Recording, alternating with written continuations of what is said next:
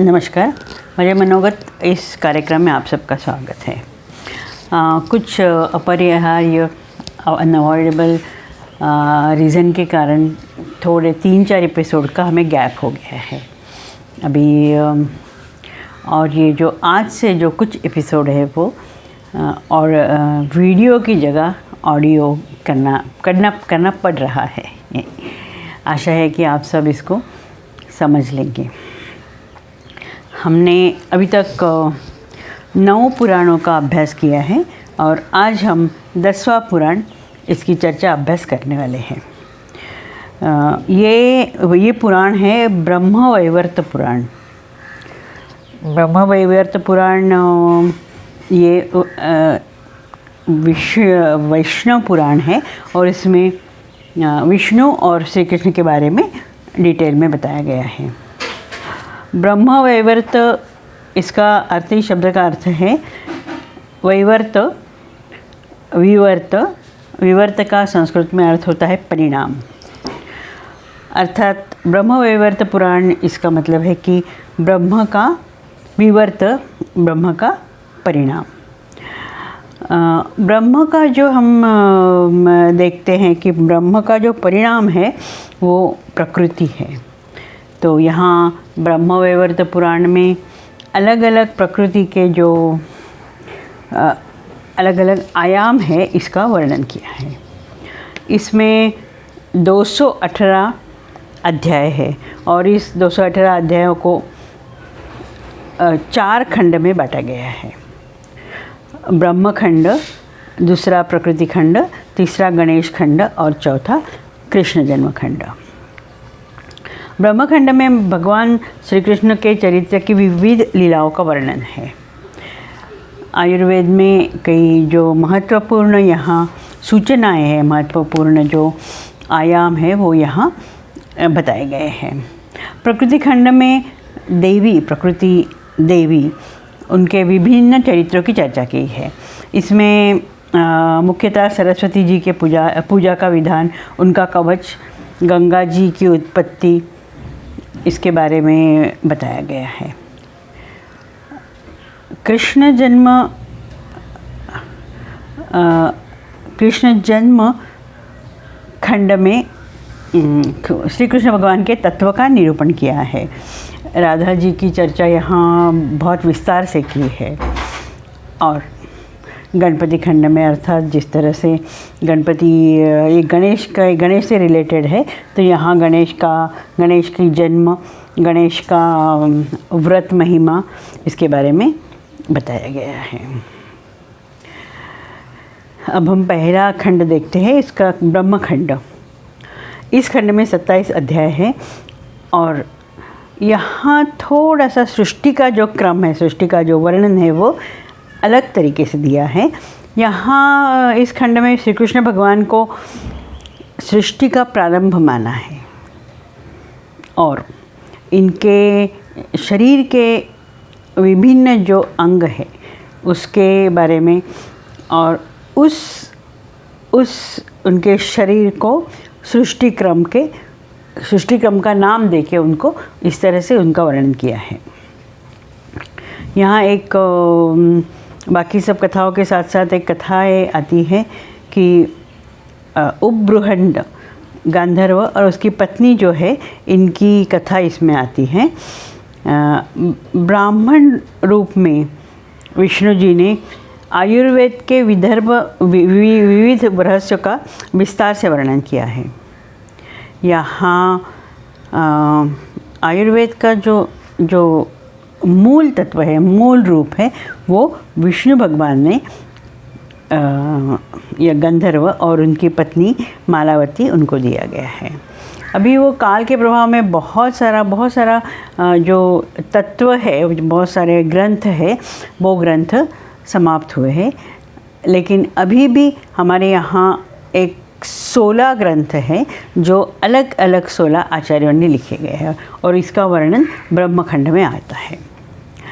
ये आयुर्वेद का जो वो प्रदाता है, जो उनका प्रारंभ का देवता है, उसको वो भगवान सूर्य देव माने जाते हैं। सूर्यदेव जी ने जो आयुर्वेद के बारे में एक अलग ही संहिता दी है, बोली है, लिखी है, हम कुछ भी कह सकते हैं, उसको आयुर्वेद संहिता नाम से ये प्रसिद्ध है। ये पहला ग्रंथ है। धन्वंतरी, दूसरा जो ग्रंथ है, धन्वंतरी ने चिकित्सा तत्वविज्ञान ये नाम का एक ग्रंथ निर्माण किया है। उसके बाद में तीसरा जो ग्रंथ है वो दिवोदास नाम के आचार्य ने, दिवोदास नाम के लेखक ने चिकित्सा दर्पण ये नाम का ग्रंथ लिखा है। उसके बाद काशीराज नाम के लेखक ने दिव्य चिकित्सा कौमुदी ये ग्रंथ लिखा है। उसके बाद में अश्विन कुमार ने चिकित्सा सार तत्व इस ग्रंथ की रचना की है। इसके बाद में नकुल ने वैद्यक सर्वस्व और सहदेव ने व्याधि सिंधु विमर्दन इस नाम के ग्रंथ लिखे हैं और ये अवेलेबल अभी है। उसके बाद में यमराज ने ज्ञानार्णव नाम का एक ग्रंथ जो है वो लिखा है। भगवान च्यवन ने जीवदान इस नाम का ग्रंथ लिखा है और योगी जनक ने वैद्य संदेह भंजन इस नाम का ग्रंथ लिखा है। चंद्रकुमार बुध ने सर्वसार, उसके बाद में जाबाल ने तंत्र सार और उसके बाद में जाजली मुनि ने वेदांत सार, पैल ने निदान तंत्र, करथ ने उत्तम सर्वधर्म तंत्र तथा अगस्त ने द्वैत निर्णय नामक ग्रंथ का निर्माण किया है। ये 16 आचार्य, 16 लेखक और 16 ग्रंथ अभी भी हमारे यहाँ अवेलेबल है। जो भी आयुर्वेद का सार है, आयुर्वेद के तत्व है, ये इस 16 ग्रंथ में आते हैं। ये जो इसकी जो शुरुआत हुई है वो स्वयं भगवान विष्णु के श्रीमुख से हुई है। उसके बाद में सूर्य देव ने भी इसमें आयुर्वेद संहिता नाम के ग्रंथ में लिखा है। यहाँ आयुर्वेद के जो तत्व है, जो हम बेसिक तत्व कहेंगे, वो है कि हम शरीर को किस तरह से स्वस्थ रखते हैं। पित्त, कफ, वात, इन तीनों का जो चर्चा है वो इस ग्रंथों में किया है। इसमें बहुत छोटी छोटी बातें जो है हम जो आज भी हम यूज़ करते ही हैं। हम पीते हैं, खाते हैं। आयुर्वेद का जो बेसिक उन्होंने बताया गया है, उन्होंने आचार्य ने, इतने बड़े आचार्य ने बनाया है, वो हम पीते, मतलब स्पेशली यहाँ जो दिया है कि किस तरह से खाना चाहिए, किस तरह से पीना चाहिए, किस तरह से शरबत बनाना चाहिए, इसका जो वर्णन है। जैसे है कि यहाँ इन्होंने बताया कि नींबू पानी में निचोड़ के उसमें चीनी डाल के वो पीना चाहिए, उससे शरीर ठंडा होता है। जैसे नारियल का जल है, जौ की कांजी है, ठंडा पानी है, ये इत्यादि जो है वो आज भी हम उसका इस्तेमाल करते हैं। यहाँ ब्रह्मा जी के जो पुत्र हैं, वंश चरित्र में वंश चरित्र जो वेदों का एक लक्षण है, उसमें ब्रह्मा जी के पुत्र हैं, उनके नाम है, और ब्रह्मा जी के जो मानस पुत्र हैं नारद जी, उनका वर्णन किया गया है। और यहाँ प्रकृति देवी की महिमा का वर्णन किया है और यहीं ये खंड समाप्त होता है। दूसरा खंड है प्रकृति खंड। यहाँ 47 अध्याय है। इस खंड का प्रारंभ प्रकृति खंड है, इसके लिए इसमें देवी का ज़्यादातर वर्णन किया है। यहाँ इसका प्रारंभ होता है पंचदेवी रूपा प्रकृति। वो प्रकृति के जो 5 रूप है उसका वर्णन किया है। प्रकृति की रचना, प्रकृति का पालन, इनमें जो सहयोग दिया जाता है भक्तों की कृपा के लिए, जो प्रकृति है, जो 5 विभिन्न रूप धारण करती है, इसका वर्णन किया है। ये 5 रूप है: यश दुर्गा, महालक्ष्मी, सरस्वती, गायत्री और सावित्री। यहाँ सावित्री को राधा के नाम से भी पुकारा गया है, बोला गया है यहाँ। और ये जो देवियों के प्रधान और मुख्य अंश है, इससे अन्य देवियों का, इसके जो बाकी जो देवी है वो इन देवियों के ही रूप का विस्तार है। यहाँ देवी स्वाहा अग्नि की पत्नी है, स्वधा, देवी स्वधा पितरों की पत्नी है। इसके पश्चात सभी प्रमुख देवताओं की जो पत्नी है उनका परिचय दिया है।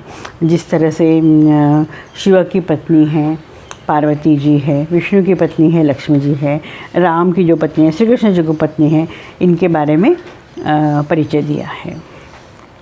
और यहाँ एक बहुत अच्छी और बहुत महत्वपूर्ण बात कही है कि पृथ्वी में जितनी भी स्त्रियां हैं वह सभी प्रकृति की कला का अंश है, और जो भी इनकी पत्नी रूप में भगवती के समान पूजा करता है उसके साथ सभी जगह विजय और मंगल की प्राप्ति होती है।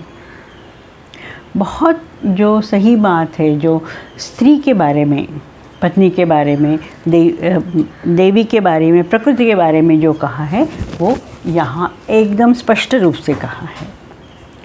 अभी यहाँ इसके बाद सरस्वती देवी के पूजन का बहुत ही विस्तार से वर्णन किया है। यहाँ हम जो आज भी सरस्वती देवी की वसंत पंचमी की जो पूजा करते हैं उस पूजा का विधान बताया है। माघ शुक्ल पंचमी, जिसे वसंत पंचमी माघ महीने के शुक्ल पंचमी को मनाते हैं, और इस दिन इस पूजा का विशेष महत्व है। कहा है कि सरस्वती की पूजा करते वक्त ये 6 देवताओं का पूजन करना बहुत ज़रूरी है। वो है गणेश, सूर्य, अग्नि, विष्णु, शिव, और देवी तो है ही। यहाँ सरस्वती देवी का जो मूल मंत्र है, अष्टाक्षर मूल मंत्र, इसका वर्णन किया है। ये मंत्र है, ये मूल मंत्र है, श्री ह्रीं सरस्वत्यै स्वाहा। ये मंत्र का पाठ करने का वो विधान दिया है। सरस्वती देवी विद्या, बुद्धि, संगीत, इनकी देवता है, और सरस्वती कवच का भी पाठ करने का यहाँ विधान बताया गया है। उसके बाद में गंगा जी की जो उत्पत्ति है, जो गंगा जी की हमने उसके बारे में कहा, ये कथा भी सुनिए। गंगा जी जो स्वर्ग से पृथ्वी पर आई, भगीरथ राजा भगीरथ ने उसको पृथ्वी पे लाया, इसका वर्णन है। आगे तुलसी को भी एक देवी माना गया है, और तुलसी का पूजन, तुलसी का ध्यान, तुलसी के जो उनके अलग अलग नाम हैं और उनका स्तुति का वर्णन यहाँ है। यहाँ आगे गायत्री और सावित्री के बारे में भी काफ़ी विस्तार से है। गायत्री जो उनका जो मूल मंत्र है उस मंत्र के बारे में बोला गया है। इस प्रकृति खंड का जो 57वां जो अध्याय है वो बहुत ही महत्वपूर्ण है। यहाँ दुर्गा जी के 16 नामों की व्याख्या और उनके पूजन उनकी परंपरा, उसका वर्णन किया है। इसमें वेद की एक शाखा है कौथुमी शाखा, उसमें दुर्गा जी के 16 नाम इस प्रकार दिए हैं, और ये जो कौथुमी शाखा है वो इस खंड में आती है।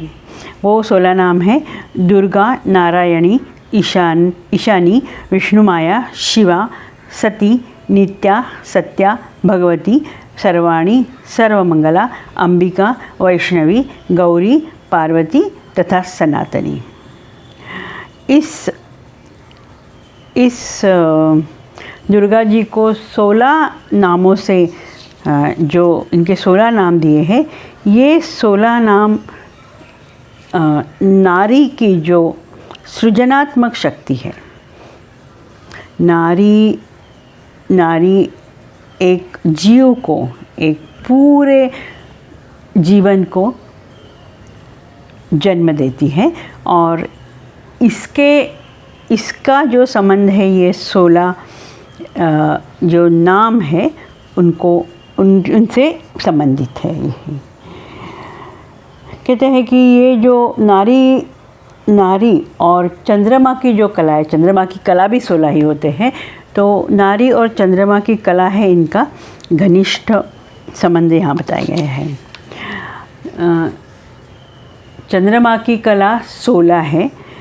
ये चंद्रमा एक महीने में 27 नक्षत्रों की परिक्रमा करता है, और इसमें वो 15वें दिन जब अमावस कहते हैं तो वो उसका पूरा क्षय होता है, और 16वें दिन फिर उसकी उत्पत्ति होती है।